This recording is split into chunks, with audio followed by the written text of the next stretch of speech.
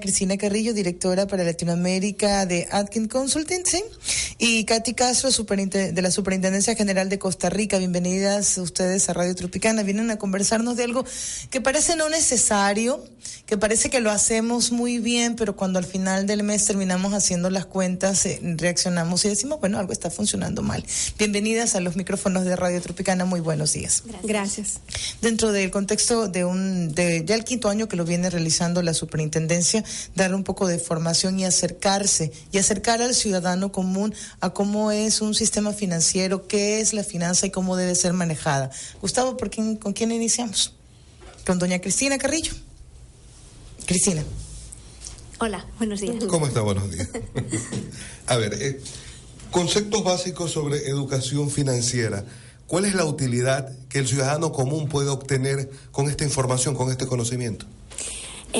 La verdad es que nos movemos en un mundo que es como un escaparate enorme. Tenemos un montón de tentaciones, cosas que nos apetece consumir, unos recursos limitados que tenemos que gestionar a nivel personal y familiar. Y hay muchas maneras de hacerlo. La normal, que implica no ser del todo consciente de cómo lo estamos utilizando, y una un poquito más informada, que se obtiene cuando uno tiene acceso a una buena educación financiera, que te permite aprovechar mucho mejor los recursos que tienes y utilizar mejor el sistema financiero, las oportunidades que da.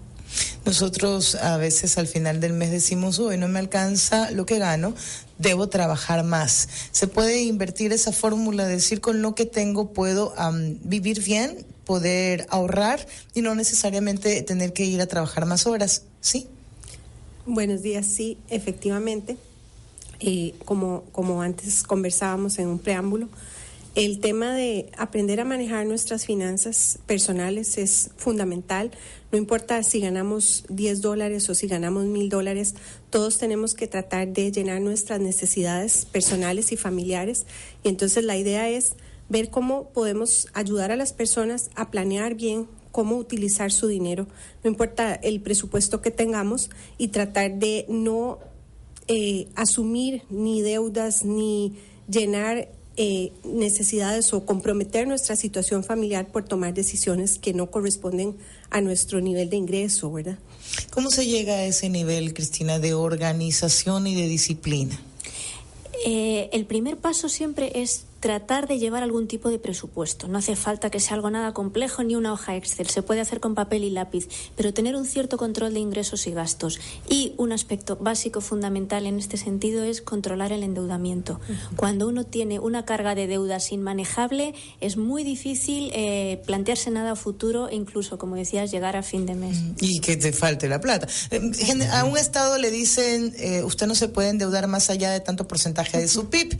¿Qué se recomienda a una persona? ¿Cuánto debe endeudarse en relación a sus ingresos? ¿En qué porcentaje? No sé si Katia o Cristina puedan responder eso. Katia.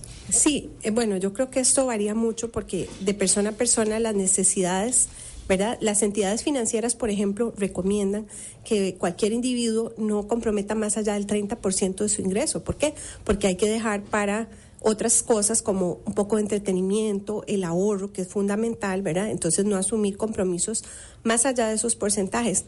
Pero claro, esto depende de qué tipo de decisión estoy yo tomando. Si yo estoy tomando una deuda para, por ejemplo, financiar una hipoteca de una casa, es una necesidad, digamos, familiar, es un tema importante. Si yo me estoy endeudando para ir al Mundial de Brasil, que todo el mundo quiere ir el otro año, esa es una decisión que tenemos que sopesar, ¿verdad? Diferenciar entre inversión y gasto. Y una cosa más allá, diferenciar entre necesidad y deseo. Hay necesidades familiares y todo lo queremos, porque como decía Cristina, alrededor tenemos un escaparate que nos impulsa a consumir y a gastar.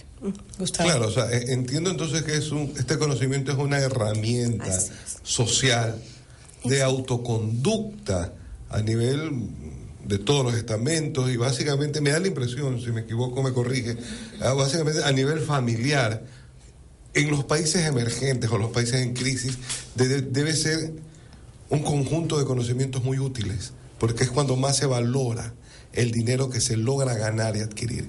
Así es. Entonces la utilización correcta de este dinero pues se convierte en una necesidad social.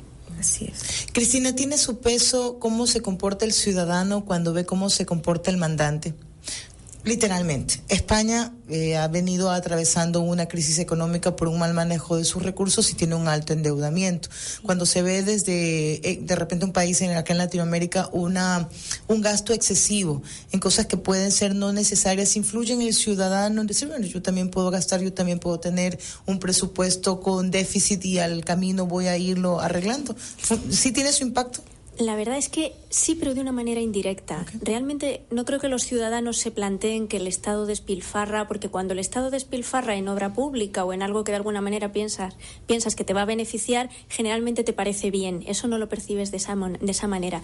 Pero sí que importa mucho el contexto de gasto de las personas, del resto de los ciudadanos. Por ejemplo, en España efectivamente hubo un problema muy serio de sobreendeudamiento porque es algo culturalmente aceptado. Todo el mundo podía tener una hipoteca a 30 o 40 años, con lo cual ya imaginad la parte del presupuesto familiar que eso estaba consumiendo. Cuando todo el mundo lo hace y hay acceso muy fácil al crédito, es muy difícil pensar, voy a vivir de alquiler porque realmente esto es una carga excesiva. Lo normal es que hagas lo que hace todo el mundo y de esa manera se extienden con gran facilidad esos comportamientos. La Comisión Europea decidió impulsar el conocimiento de la educación financiera desde las edades más tempranas. Eso es cierto. ¿Por qué? Porque cuando llegas a una edad normalmente ya has interiorizado todas esas pautas de comportamiento de la sociedad en la que vives. Si es muy normal vivir endeudado, si el ahorro es un valor poco apreciado, lo normal es que cuando llegas a la edad adulta es más difícil evitar esas cosas. Cuidado, no imposible, yo soy muy partidaria de la educación financiera de adultos, pero es cierto que si empiezas a plantear este tipo de cosas desde las edades más tempranas, les estás ofreciendo al menos una visión alternativa de lo que pueden hacer con sus recursos. Luego ya se hace un patrón de conducta un poco difícil de romper. Es un evento que estamos conversando de lo que vale la pena hacer algo de conciencia. Yo justamente me cuestionaba hace 2 semanas y decía, bueno, yo sé realmente cuánto gasto mensualmente en el supermercado, por ejemplo, para tener un control del gasto. Pero, Cristina, usted decía algo interesante, una participación activa del sistema financiero. Una vez que logro tener un equilibrio en mis gastos y en mis ingresos, decir, bueno, esto lo puedo destinar para ahorrar. Ok, ya, ahorré. ¿Y qué más puedo hacer con eso, Cristina?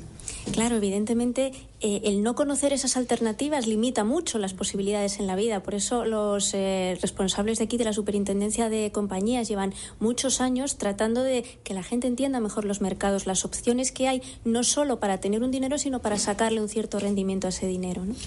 Katia, ¿qué significa para Latinoamérica la exclusión financiera de sus ciudadanos? Sí, bueno, realmente la exclusión financiera, entendida como la imposibilidad de acceder y de utilizar las ventajas y las posibilidades que un sistema financiero ofrece, tiene que ver también con exclusión en otros sectores de la sociedad, ¿verdad? La persona que no tiene acceso a estas oportunidades se ve excluida también de otros temas como en salud, educación.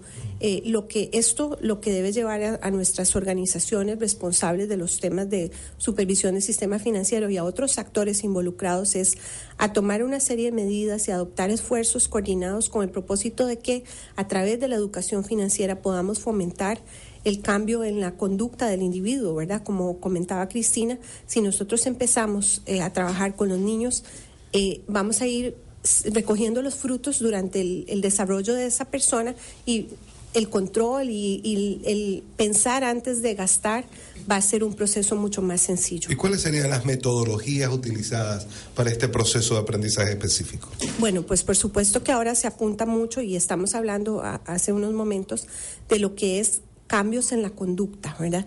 Pero todo esto nos debe llevar a un esfuerzo planificado para entre todos los actores responsables de estos temas, diseñar estrategias nacionales de educación financiera que nos permitan aplicar el conocimiento, cambiar actitudes, ¿verdad? Y desarrollar habilidades en los individuos. Estos son esfuerzos que las experiencias, y hay grandes datos sobre países que han tenido mucho éxito en eso, nos debe llevar a plantearnos objetivos, a plantear cuáles van a ser los segmentos prioritarios, porque la educación financiera debe ser para todos, pero tenemos recursos limitados que nos deben llevar a ver, bueno, por dónde abordamos el tema, ¿verdad? Y una serie de aspectos, los segmentos a los que nos vamos a dirigir van a condicionar qué tipo de recursos educativos y qué tipo de materiales vamos a utilizar, que tienen que ser entretenidos. La educación no tiene por qué ser algo aburrido y difícil de digerir, tiene que ser algo comprensible y divertido para las personas en cualquier edad. Este conocimiento, por su incidencia en la sociedad, debería llegar a constituirse en una política de Estado. Eso es deseable, pero no es un impedimento no tenerlo. Hay experiencias interesantes.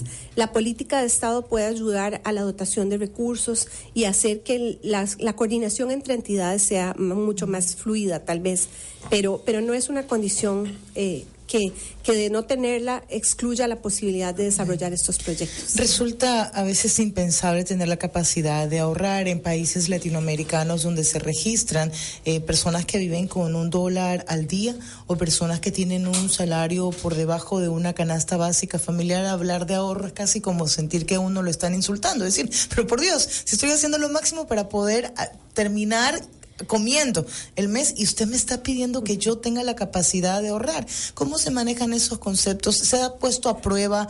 ¿Hay algún experimento que haya terminado teniendo resultados positivos o negativos, Cristina? Totalmente de acuerdo con lo que planteas. Es que es casi ofensivo e insultante que a personas que apenas tienen para sobrevivir se les venga con estas ideas. Por eso, como comentaba Katia, es necesario adaptar muy bien el enfoque a la realidad de las personas a las que te diriges en cada momento. Es muy complicado porque cuando uno vive en situaciones de escasez, incluso los pocos recursos que se tienen se utilizan aún peor de lo normal, y eso hay estudios psicológicos, porque evidentemente el ahorro implica una cierta consideración de largo plazo que es complicadísima para cualquiera de nosotros, pero aún más para las personas que realmente viven al día, ¿no?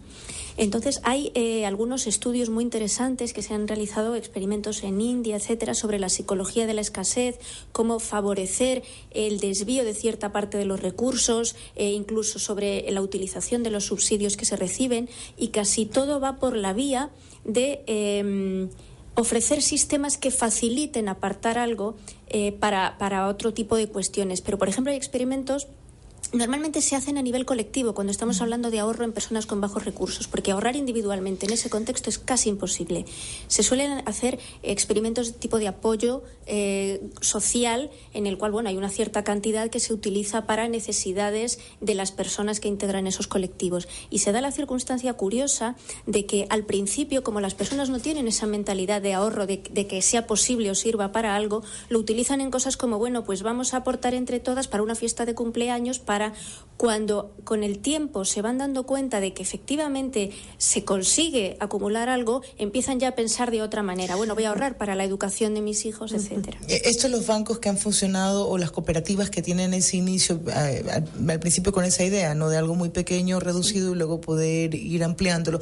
Tips que nos puedan recomendar. Ya nos decía Cristina, primero póngalo a limpio, coja un lápiz y un papel y diga: mis ingresos son tantos, mis gastos fijos son tantos y mis deudas a corto, largo y mediano plazo son tantos. Algo más que haya que considerar al momento de querer cambiar la forma de manejar nuestros recursos, que sí son limitados, las necesidades son las ilimitadas. Y dejó algo en el tapete muy interesante, decir aprender a diferenciar entre lo que son las necesidades y algo que yo deseo, y deseo poseer muchas cosas, pero ¿cómo podemos tener más claro el panorama, Katia?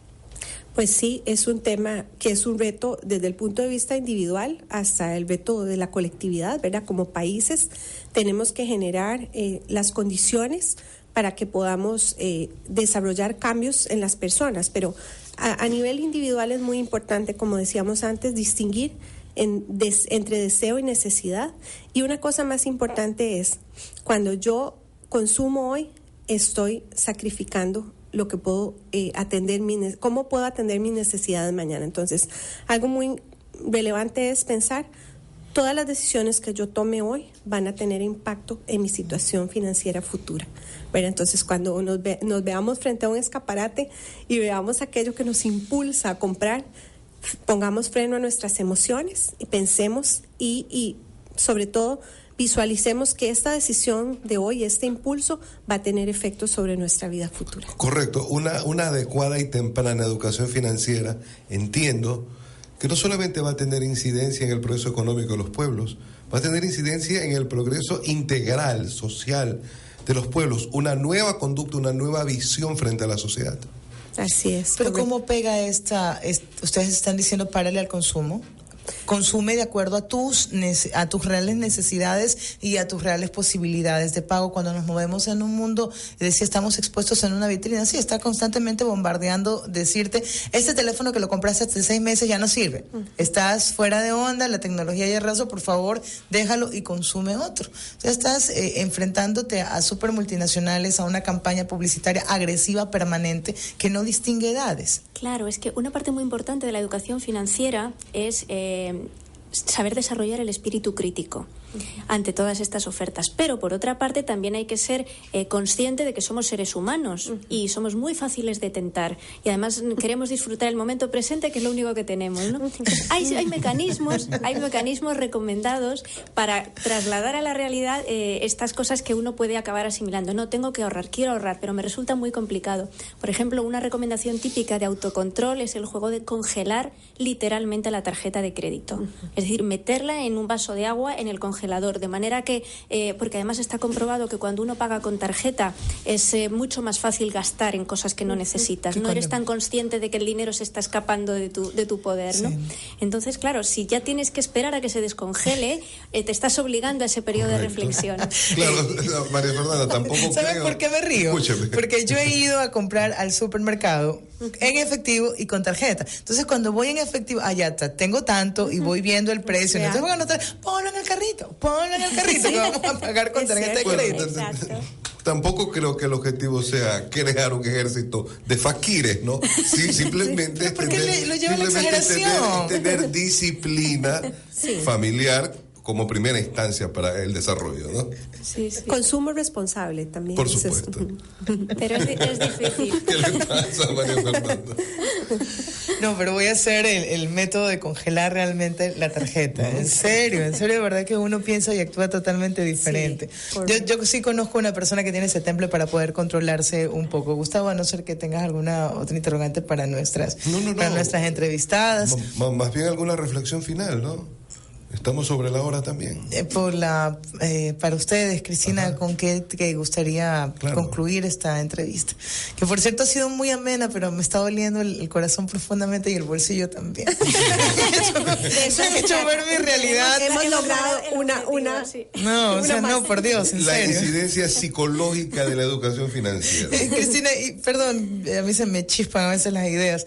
A veces nosotros, muy latinoamericanos, decimos, pero ¿para qué vas a ahorrar? O sea, vívelo hoy. Tú no sabes si te va a llegar mañana. ¿Qué tal si más tarde? No, pues aprovecha el momento, te puede aplastar un carro y no disfrutaste. O sea, hay mucha esa visión de ser inmediatistas. Solamente estamos pensando en el ahora. Yo creo que eso pasa en el mundo entero, pero la cuestión es que tiene que haber maneras, y podemos encontrarlas, de hacer las dos cosas al tiempo, de disfrutar el presente sin estar de repente pensando, ay, fíjate que no estoy ahorrando para los estudios de mis hijos o qué va a pasar cuando deje de trabajar, ¿no? Tiene que haber maneras, y la educación financiera, lo que pasa es que hablar de educación financiera suena mal, es como esto debe de ser complicado. No lo es. Hay maneras y trucos. Vamos a hablar de trucos diarios para conseguir ambas cosas a la vez. De verdad que es posible. Katia. Sí, bueno, como señalábamos, la idea es que seamos reflexivos y que pongamos freno a los impulsos. No se trata de privarnos de todo, ¿verdad? De que ahora no, porque la consigna es el ahorro. Se trata de consumir responsablemente y de también pensar en el mañana. Aunque pensemos que hoy nos podemos morir, hay que pagar el funeral. Así es que hay que tenerlo previsto, ¿de acuerdo? Esa es la reflexión. Y uno dice, no importa, yo ya estoy muerto, que lo pague otro. Sí, pero le vamos a cargar a otro ese problema. Tremendo peso, dejémoslo ahorrado. Este evento, que fue organizado por la Superintendencia de Compañías y que se realizó en el Bankers Club, tiene la posibilidad de replicarse el próximo año. Ya concluyó. ¿Cuáles fueron las expectativas que se generaron? Algo que queda planteado o plantado para próximas oportunidades. Cristina. Bueno, yo es que tengo la suerte, tuve la suerte de asistir al primero que se realizó en el año 2008. Entonces aquí ya la Superintendencia de Compañías trae una historia de preocupación por el tema de la educación financiera y además con un esfuerzo sostenido de realizar este tipo de eventos para ir generando conciencia y lograr el apoyo de otras entidades para llegar a más gente y conseguir mucho mayor efecto. Se nota que no quiero que se vayan. Gracias a Cristina Carrillo, directora para Latinoamérica de Atkin Consulting, y de Katia Castro, de la Superintendencia General de Costa Rica. Creo que ha servido para muchos. La cara de Nancy también lo deja así expresado, las caras de preocupaciones de algunos, incluyéndome. Gracias por compartir con nosotros. Gracias a ustedes por amargarme hoy día pensando en lo que no voy a poder hacer. Vamos a hacer una pausa.